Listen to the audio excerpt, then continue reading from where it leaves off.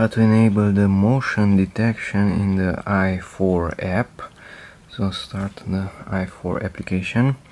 Here is the camera itself. Come here to the settings wheel in the lower right corner of that camera. Settings wheel. Alarm. It has a bell icon. Tap on alarm.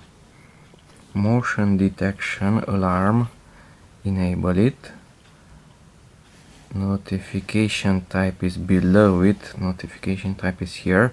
If you don't want notifications constantly when motion is detected, then come here to notification type and client notification.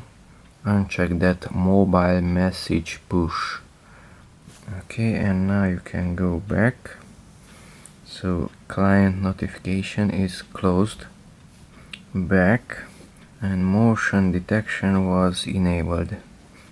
Back again. Now you can start the camera itself, and by tapping here, let's say, onto the memory card. I don't use the cloud storage of the videos, but on the memory card of the camera itself. Tap on the card, and for example there was some movement detected. There's the human being. And at 4 o'clock in the morning another movement was detected.